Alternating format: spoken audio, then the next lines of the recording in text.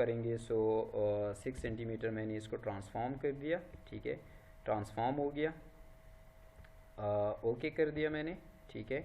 अब मुझे यहाँ पर रिफ्लेक्टर चाहिए। रिफ्लेक्टर का लेंथ जो हमारे पास था दैट वाज 15 सेंटीमीटर, ठीक है। सो यहाँ पर मैं अगेन सिलेंडर होगा, ठीक है, प्रेस कर दे। अब यहाँ पर एक सिलेंडर हम बनाएंगे, ठीक है। सो रिफ्लेक्टर का नाम मैंने दिया इसको। आउटर रेडियस इज़ 0.1, अगेन सबका सेम मैंने लिए हुए, ठीक है।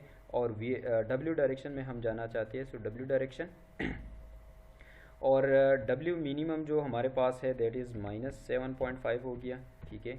और मैक्सिमम जो है दैट इज़ 7.5, ठीक है। अच्छा जी और इसको भी हमने पीसी मटेरियल असाइन की हुई है, सबका हमने सेम लिया हुआ है। इसको सबसे पहले प्रीव्यू कर दे तो आपके पास यहाँ पर एक रिफ्लेक्टर बन गया है, ठीक है। And this is 5% greater than that of the reflect directive. यहाँ पे जो हमारे पास ड्रिवन एलिमेंट है इससे 5% ग्रेटर है, ठीक है। ओके कर दे इसको। अब ये आपको यही कह रहा है कि जो हमारे पास पिछले वाले रिजल्ट्स थे वो डिलीट हो जाएंगे, ठीक है। तो वो वैसे भी आप लोगों ने व्यू की हुई है, ठीक है, तो यहाँ पर रखने की ज़रूरत नहीं है। तो इसको मैं डिलीट कर देता हूँ ताकि जो हमारे पास अब अगला जो हमारे पास सिमुलेशन होगा, जो हम सिमुलेट करेंगे तो हमारे पास नए रिज़ल्ट्स आएंगे, ठीक है। तो इसको मैंने डिलीट कर दिए, रिज़ल्ट्स हमारे पास ख़त्म हो गए जो पिछले वाले रिज़ल्ट्स थे। अब हम यहाँ पर इस साइड पे हमें डायरेक्टर चाहिए, तो ये जो डिस्टेंस, अच्छा इसको भी आप सिमुलेट कर सकते हैं। चलिए देख लेते हैं कि अगर रिफ्लेक्टर हमारे पास है और इसको हम सिमुलेट कर देते हैं, 3 स्टेप्स में कर लेंगे, तो हमारे पास जो गेन है वो कितना बढ़ जाता है और ये डायरेक्टिव बन जाता है कि नहीं बनता, ठीक है। सो चले इसको भी सिमुलेट कर देते हैं, ठीक है। आप लोगों को और भी क्लियर हो जाएगा। अगेन वही फील्ड्स है, ठीक है, यहाँ पर आप चेक कर सकते हैं, वही सारी फील्ड्स मैंने असाइन किए, ठीक है। यहाँ पर आपको दिखाई दे रहा है फॉर फील्ड, ई फील्ड और एच फील्ड, ठीक है। अच्छा जी, तो इसको मैंने सिमुलेट किया है विद 50% विद -50 dB एक्यूरेसी, ठीक है। स्टार्ट मैंने कर दिए। अच्छा जी, अब आप देख सकते हैं कि इसकी रिज़ल्ट जो है कंप्लीट हो गई है। रिज़ल्ट वो मैंने पास कर दिए जो सिमुलेशन टाइम था, ताकि वीडियो जो है और थोड़ा सा स्क्वीज़ हो जाए, तो इसी वजह से मैंने पास किया हुआ था। तो अब ये हमारे पास कंप्लीट हो गया है। अब अगेन हम देखते हैं एस पैरामीटर को। सो एस पैरामीटर वही है ऑलमोस्ट इक्वल्स टू, थोड़ा सा इसमें आ गया है, शिफ्टिंग आ सकता है, ठीक है, लेकिन फिर भी आप पूरा जो बैंडविड्थ है वो कवर कर रहा है एट 1 गीगाहर्ट्ज़, ठीक है।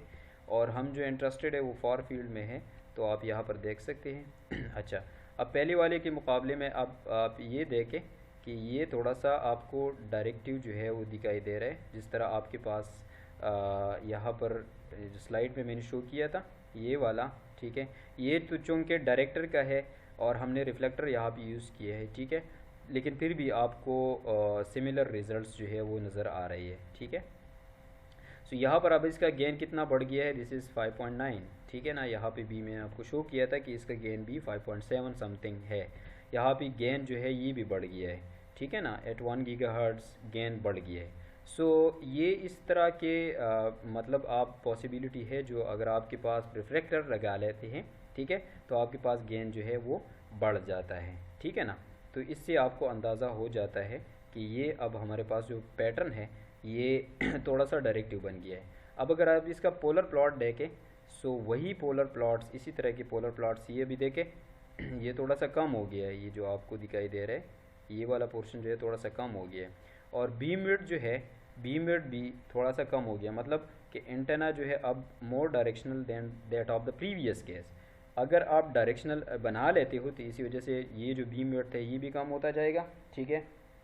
और इसके साथ साथ जो हमारे पास गेन है, पिछले वाले केस में जो हमारे पास गेन था दैट वाज 2.24 dB, अब जो हमारे पास गेन है दिस इज़ ऑलमोस्ट 6 dB, ठीक है ना। 6 dB के करीब हमारे पास गेन हमें मिल रहा है, ठीक है ना। तो यहाँ पर आप देख सकते हैं कि ये जो हमारे पास है दिस इज़ मोर डायरेक्शनल। अब हमने क्या करना होगा अब हम ये करने जा रही है कि जो हमारे पास 2 एलिमेंट्स है इसके साथ हम थर्ड एलिमेंट भी ऐड कर लेते हैं। थर्ड एलिमेंट कौन सा एलिमेंट होगा, दैट विल बी डायरेक्टर, ठीक है। सो सबसे पहले हम क्या करते हैं, हमारे पास जो लोकल ये जो कोऑर्डिनेट सिस्टम है इसको हम मूव करेंगे इस डायरेक्शन में। तो ये हमने कितना मूव किया था, 6 सेंटीमीटर हमने मूव किया हुआ था फ्रॉम द सेंटर, ठीक है। अब हम क्या कर रही है, इसको 12 सेंटीमीटर मूव करेंगे कि इन दोनों के बीच, डायरेक्टर और ड्रिवन एलिमेंट के बीच भी जो डिस्टेंस है, स्पेसिंग है, वो भी 6 सेंटीमीटर की है। सो इस लोकल कोऑर्डिनेट सिस्टम को मैं मूव करना चाहता हूँ, ठीक है, towards this right position, towards this -v position, and this will be -12 centimetre, right. इसको प्रीव्यू कर दे तो अब ये यहाँ पे है, ठीक है। इसको मैंने ओके कर दिया। अच्छा जी, अब आप देख सकते हैं कि हमारे पास जो डायरेक्टर है, डायरेक्टर का लेंथ जो है that is 12 centimetre, less than that of the driven element, ठीक है। सो अगेन यहाँ पर मॉडलिंग में जाके सिलेंडर उठा लें, ठीक है, और यहाँ पे हम अब डायरेक्टर बना लेते हैं, डायरेक्टर, ठीक है। Outer radius is again same 0.1, ठीक है। और ये जो हमारे पास है maximum minimum is -6 centimetre and this is 6 centimetre, ठीक है। एंड अगेन पीसी मटेरियल हमने असाइन किया हुआ है इसको, सारे सेम है, ठीक है, सेम मटेरियल के बने हुए हैं, सेम डायमीटर की हैं, तो सारी चीज़ें जो है वो हमने सेम ली हुई है, ठीक है। इसको आप प्रीव्यू कर दें तो अब हमारे पास यहाँ पर एक डायरेक्टर बन गया है, ओके कर दें। अब अगेन ये पूछ रहा है कि भाई जो पिछले वाले रिज़ल्ट्स थे, जो 2 एलिमेंट्स के आपने रिज़ल्ट सेव किए थे वो डिलीट हो जाएंगे, तो आप कर सकते हैं डिलीट करंट रिज़ल्ट्स, ओके, ताकि हमारे पास नए रिज़ल्ट्स आ जाए, तो चीज़ें जो है हमें क्लियर होंगे। अब देखें अब हमारे पास 3 एलिमेंट्स बन गई है, ठीक है। ये हमारे पास 3 एलिमेंट्स है। एक हमारे पास है reflector which is greater than that of the driven element, और एक हमारे पास डायरेक्टर है which is greater than that of the driven, smaller than और shorter than that of the driven element. तो ये जो है लोअर फ्रीक्वेंसी पे रेजोनेंस देगा, ये इससे थोड़ा सा हाई फ्रीक्वेंसी पे रेजोनेंस देगा, और ये जो है हमारे पास ये और भी हाई फ्रीक्वेंसी पे रेजोनेंस देगा, क्योंकि इसका लेंथ जो है शॉर्ट है, ठीक है ना।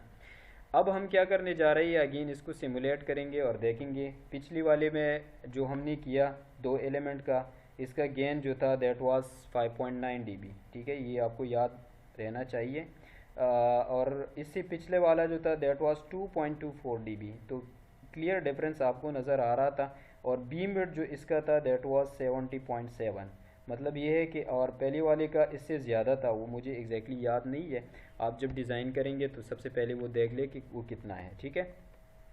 तो अब हम सिमुलेशन की तरफ जाएंगे, अगेन इसको सिमुलेट करेंगे, लेकिन इससे पहले एक और फील्ड में ऐड करना चाहता हूँ। यहाँ पर सरफेस करंट्स मैं देखना चाहता हूँ, surface currents already H field मैंने किया हुआ है, H field and surface current, ठीक है, बस यहाँ पे ज़रूरत नहीं है, 3 फील्ड्स ही देखेंगे, ठीक है। सो सिमुलेशन 50 एक्यूरेसी -50 dB, अगेन वही कर दे, वही सेटअप है, ठीक है, जो पिछली वाली सिमुलेशंस के लिए हमने किया हुआ था, स्टार्ट सिमुलेशन, ठीक है। अभी आप देखें सिमुलेशन रन हो रहा है। अच्छा, इससे पहले आप ये करें, ये मैंने सेव नहीं किया है, तो आप इस चीज़ का ख्याल रखें कि सबसे पहले फ़ाइल को सेव किया करें, ठीक है। अब चूँकि मैं यहाँ पर वीडियो भी बना रहा हूँ, तो इसी वजह से मैं भूल गया हूँ सिमुलेशन इसको सेव करना, तो आप इस चीज़ का ख्याल रखें कि ये मतलब आप सेव करेंगे सबसे पहले, ठीक है। तो ये थोड़ा सा टाइम लेगा, 1-2 मिनट का टाइम लेगा, क्योंकि पिछले वाले में मैंने पास किया हुआ था, इसी वजह से ये मैं आपको शो कर रहा हूँ कि इसमें बेसिकली आपके पास एरर भी आ सकती है, मतलब अगर आपने सही डिज़ाइन नहीं बनाया है तो ये आपको शो करेगा यहाँ पे कि आपका पोर्ट सही नहीं है, या आपने जो स्पेसिंग दी हुई है वो ठीक नहीं है, या ओवरलैपिंग हो रही है, सारे के सारे एरर्स जो है वो यहाँ पर शो होंगे, ठीक है। और जितने फील्ड्स हमने कैलकुलेट करने हों वो यहाँ पर शो हो रही है कि ये फील्ड आपने कैलकुलेट करना था और वो कैलकुलेट हो रहा है, ठीक है। तो अभी सिमुलेशन जो है वो स्टार्ट है, ठीक है। मैं इसको पास कर देता हूँ ताकि वीडियो जो है वो कम ड्यूरेशन का हो, ताकि अपलोडिंग में फिर मसला ना हो। अच्छा जी, अभी आप देख सकते हैं सिमुलेशन कंप्लीट हो गया है, और हमारे पास VSWR भी सक्सेसफुली कैलकुलेटेड है, और ये जो हमारे पास Z एंड Y मैट्रिक्स है ये भी सक्सेसफुली कैलकुलेटेड है। ये सारी चीज़ें मैं आपको समझा चुका हूँ पिछले लैब में, ठीक है। सबसे पहले देख लेते हैं।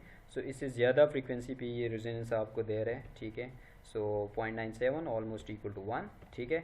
और इसके साथ साथ आप इसका VSWR भी देख सकते हैं, आप इसका एम्पिडेंस भी देख सकते हैं, जिस एम्पिडेंस के साथ ये हमने किया हुआ था 50 ओम के साथ, ठीक है। इसका अगर आप रियल पार्ट देखें ऑलमोस्ट करीब करीब है, ठीक है, सिमिलरली VSWR आप इसका देख सकते हैं 1.17। मिसमैच फिर भी है, इसमें काफ़ी मिसमैच है, लेकिन ये है कि फिर भी आप कह सकते हैं कि दिस इज़ एक्सेप्टेबल, ठीक है। फिर हम जिस चीज़ में इंटरेस्टेड है वो फार फील्ड है, सो फार फील्ड की तरफ चले जाए तो एग्जैक्टली जो मैंने आपको शो किया था वही है, दिस इज़ मोर डायरेक्टिव। और डायरेक्टिविटी अब गेन आप इसका देखें कितना है, 7.9293। तो मतलब ये है कि 2.24 dB से आपने रिफ्लेक्टर के साथ गेन बढ़ा दिया कितना, 5.9 dB। फिर आपने जब एक डायरेक्टर लगा दिया, सिर्फ एक डायरेक्टर लगाने के हिसाब से आपने कितना गेन बढ़ा दिया, 7.93, ठीक है ना, जिस तरह स्लाइड में शो किया गया था। एग्जैक्टली वही चीज़ आपको यहाँ पर अचीव हो रहा है जो हमने सिमुलेट किया हुआ है, बिल्कुल इसी तरह का पैटर्न जो है आपको यहाँ पर रिसीव हो रहा है, ठीक है ना। सो अगर आप इसका पोलर प्लॉट देखें, सो पोलर प्लॉट में अब आप देख सकते हैं, ठीक है ना, ये जो है, ये जो बीम है, ये जो बैकवर्ड डायरेक्शन में जो रेडिएशंस हो रही थी ये और भी कम हो चुका है, ठीक है ना, ये और भी कम है, यहाँ पे और भी कम हो चुका है। और इसका बीम विड्थ आप देख सकते हैं कितना रिड्यूस हो गया है, 64.2 डिग्री। मतलब ये है कि पहला आपके पास 70 पॉइंट समथिंग, 79 पॉइंट समथिंग था, फिर इसके बाद 70.7 हो गया, ठीक है, अब 64.2 है। मतलब ये है कि बीम जो है वो आपने, अब ये आपको मेन बीम जो नज़र आ रहा है ये थोड़ा सा और भी आपने मतलब शार्प बना दिए, ठीक है। तो अगर आप यहाँ पर देखें, यहाँ पर मैंने आपको शो किया था कि पहले वाले में आपके पास बिल्कुल इसी तरह पैटर्न बन रहा था, फिर आपने और डायरेक्टिव कर दिया अगर रिफ्लेक्टर आप लगा लेते हैं, फिर जब आप डायरेक्टर लगा लेते हो तो और भी ये शार्प बन जाता है, ठीक है ना। सो ये और भी शार्प हो गया है। सो बेसिकली ये जो शार्पनेस है ये बीम विड्थ आपको बता देता है कि ये कितना शार्प है। सो मतलब ये है कि हायर डिग्री, इसके हायर डिग्री है, फिर इसकी इससे कम है, फिर इसका इससे कम है। सो इस वजह से हम ये कह सकते हैं कि दिस इज़ मोर डायरेक्टिव, इसका गेन ज़्यादा होगा और इसके साथ साथ इसका बीम विड्थ जो है वो बहुत कम होता है। मतलब ये है कि इसकी शार्पनेस ज़्यादा है, तो आप जो है बेसिकली इसको ज़्यादा गेन एप्लीकेशन के लिए यूज़ कर सकते हो, ठीक है। तो यहाँ पर आप देख सकते हैं।